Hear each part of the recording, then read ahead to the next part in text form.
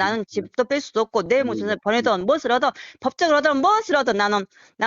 아무 신경 안 쓴다고요. 안녕하세요. 오늘은 지방 아파트를 온비드 압류공매로 낙찰받고 단 3주 만에 2천만 원의 수익을 낸 사례를 설명드리겠습니다. 사진에 보이는 것처럼 3월 23일에 1억 6,848만 원의 낙찰을 받았고 낙찰받고 약 3주 만인 4월 15일에 1억 9,500만 원으로 매도 계약을 진행하였습니다. 낙찰 잔금을 납부하기도 전에 이미 매도 계약이 체결된 단기 수익 사례입니다. 또 이 물건은 전라도 화순읍에 위치한 지방 물건이었는데요. 단 한 차례도 현장을 방문하지 않고 명도부터 매도까지 모든 과정을 다 비대면으로 처리하여 약 2천만 원의 수익을 올릴 수 있었습니다. 이번 영상에서는 초보자분들이 사람들의 관심이 상대적으로 덜한 지방 아파트를 온비드 공매로 낙찰받아 단기간에 수익을 낼 수 있도록 바로 팔리는 물건을 고르는 구체적인 방법부터 지방 물건에 도전할 때 직접 방문하지 않고 원격으로 처리할 수 있는 팁 등을 구체적으로 설명드리도록 하겠습니다. 해당 물건을 선택한 이유는 첫 번째로 이 물건이 법원 경매보다 조금 더 경쟁이 낮은 온비드 압류 공매라는 점과 두 번째로는 사람들이 잘 관심을 가지지 않는 지방 아파트이기 때문입니다. 먼저 압류 공매의 경우에는 경매보다 사람들이 조금 더 부담스러워하는 경향이 있어 경쟁이 조금 더 낮습니다. 그 이유는 두 가지인데요. 먼저 공매는 경매와 다르게 인도명령 제도가 없어 명도를 하려면 결국 명도 소송을 통해 점유를 이전받아야 합니다. 그래서 이 명도의 과정을 조금 더 부담스럽게 느끼는 게 한 가지가 있고 또 두 번째는 공매의 경우는 경매보다 정보가 상대적으로 부족합니다.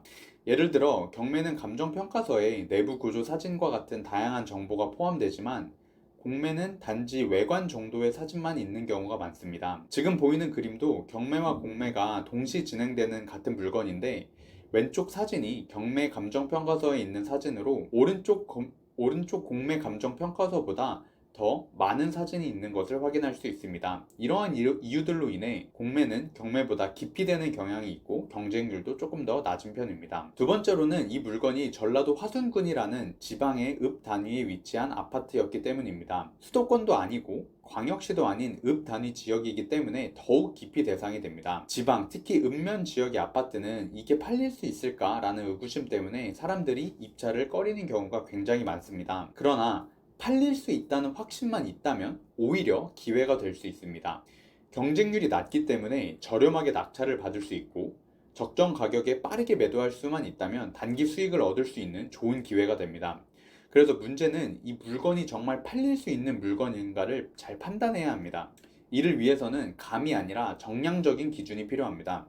약 500세대 정도의 아파트에서 한 달에 1회 이상 실제 거래가 발생했다면 가격만 시세보다 조금 낮으면 바로 팔린다고 보시면 됩니다. 분기당 1회 이상 실거래가 발생한 경우에는 이제 가격만 맞으면 3에서 6개월 정도 이내에는 거래가 가능하다고 보면 됩니다.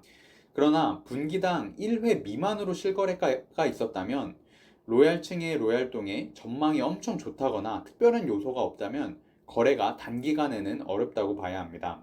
이번에 낙찰받은 아파트는 사진과 같이 월 1회 이상 꾸준한 거래가 있었기에 팔릴 수 있는 물건이라고 판단을 했고 가격만 시세보다 조금만 싸면 단기간에 거래가 될 거라는 확신이 있었습니다. 종합하자면 지방광역시도 아닌 읍 단위 아파트였고 또 경매보다 경쟁이 덜한 온비드 공매로 진행됐다는 점에서 경쟁이 굉장히 낮을 것이기 때문에 낙찰만 받으면 이것이 팔릴 수 있는 물건이기 때문에 단기간에 수익 실현이 가능하다는 점에서 좋은 기회로 판단했습니다.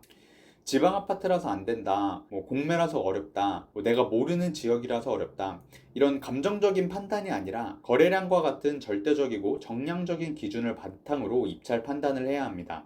오늘 설명드린 이 팔리는지에 대한 판단 방법은 아파트 기준으로 설명을 드렸습니다. 빌라의 경우는 동일한 빌라의 거래 사실이 많지 않기 때문에 인근의 비슷한 조건의 실거래 내역을 부동산 플래닛과 같은 사이트를 통해서 확인해야 하는데 이 방법은 별도 영상에서 다룰 예정입니다. 다음으로 이 물건 권리 분석 진행해 보도록 하겠습니다. 권리 분석이란 해당 부동산에 얽혀있는 권리들 중에서 낙찰자가 인수해야 하는 권리가 있는지를 분석하는 절차입니다. 현재 임차인의 전입일자는 2022년 11월이고 근저당권은 목동 신협에서 2015년 3월에 설정했습니다. 따라서 이 공매 물건은 임차인의 전입이 근저당권보다 후순위이기 때문에 대항력이 없으므로 인수해야 하는 권리가 없다고 보시면 됩니다. 즉, 이 물건은 낙찰받고 추가로 낙찰자가 인수해서 돈을 물어줘야 하는 그런 권리가 없는 안전한 물건이 됩니다. 대항력의 여부는 주택임대차보호법 제3조에 따라 임차인이 주택을 인도받고 주민등록을 해야 성립이 됩니다. 쉽게 얘기하면 임차인이라고 하는 건 임대인과 적법하게 계약을 체결했다는 것이고, 그리고 주택을 점유한다라는 건, 주택을 인도한다라는 건 주택을 점유해야 한다는 것이고, 마지막으로 주민등록해야 된다라는 건 결국 전입을 해야 된다라는 말입니다. 쉽게 외우는 방법은 경매는 개인전이다 라고 외우면 됩니다. 계약, 인도, 전입.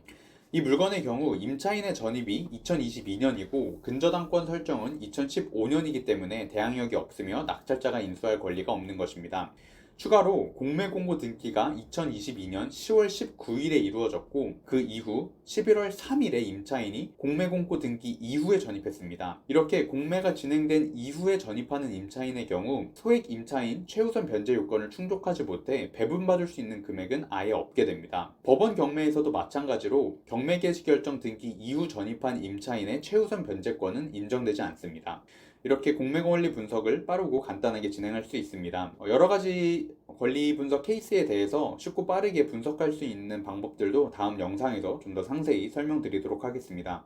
물건을 입찰하기 위해 권리 분석과 함께 반드시 시세 조사를 해야 합니다. 시세 조사는 입찰 가격을 산정하기 위한 가장 중요한 기준 중 하나인데요. 특히 300세대 이상의 아파트의 경우에는 네이버 부동산이나 호갱노노, 아파트 실거래가 등에서 실거래가를 통해 기본적인 가격 흐름을 먼저 확인할 수 있습니다. 그리고 아파트의 향, 타입, 층수에 따라 가격 차이가 얼마나 나는지를 확인해야 하고 최근 부동산 분위기가 어떤지도 파악해야 합니다. 이런 정보는 현지 부동산과의 전화를 통해 확인할 수 있습니다.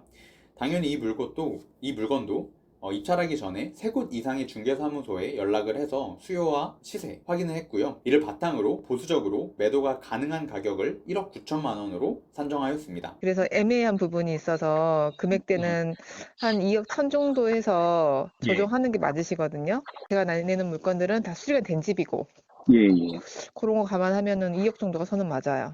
이후 제가 작성한 입찰가 산정표에 따라 안전마진을 약 1,500만 원으로 예상 수익을 계획하여서 입찰을 하였습니다. 입찰가를 산정할 때는 시세뿐만 아니라 취득세나 법무사 비용, 또 대출 상환 비용 등을 다 감안해야 합니다. 취득세 같은 경우에는 금액이 정해져 있으나 법무비용 같은 경우에는 약간의 추정이 필요합니다. 일반적으로 법무비용 같은 경우에는 이제 취득세를 제외하고 낙찰가의 0.5에서 6% 정도를 비용으로 잡으시면 됩니다. 그림에 나와 있는 입찰가 산정표가 어떻게 구성되어 있는지, 또 어떻게 추정하면 좋은지 이것도 다음번에 자세히 설명드리도록 하겠습니다. 이번 물건은 전 회차의 최저 가격을 약간 웃도는 수준으로 입찰을 하였기 때문에 높은 확률로 낙찰될 거라는 확신이 있었습니다. 그리고 이 정도 가격의 낙찰을 받더라도 낙찰을 받더라도 시세조사를 충분히 했기 때문에 수익이 나는 구간이, 그리고 전 회차의 최저 가격을 웃도는 가격으로 낙찰을 받더라도 이미 충분히 시세조사를 했기 때문에, 또 월 1회 이상 거래가 있기 때문에 단기간에 적어도 1,500만 원 이상의 수익을 낼 수 있다는 확신이 있었습니다. 그래서 자신있게 입찰을 했고 2등과 약 600만 원 차이로 낙찰을 받았습니다. 여기서 꼭 강조드리고 싶은 건 물건 검색을 할 때 항상 1회차 신권부터 확인하셔야 한다는 점입니다. 많은 분들이 유찰된 물건만 찾는 경우가 많은데 진짜 좋은 물건은 1회차 신권에서 이미 낙찰되고 사라지는 경우가 많습니다. 실제로 저도 이번 건은 신권 당시에는 검색을 못했었지만 이렇게 신권부터 검색하는 습관, 그리고 유찰 여부와 상관없이 물건을 선제적으로 확인하고 조사하는 습관이 매우 중요합니다. 다음 영상에서는 점유자와의 명도 풀 스토리와 대출 과정, 그리고 매도까지 이 모든 과정을 한 번도 방문하지 않고 어떻게 비대면으로 진행했는지까지 자세히 설명드리도록 하겠습니다. 오늘은 여기까지. 감사합니다.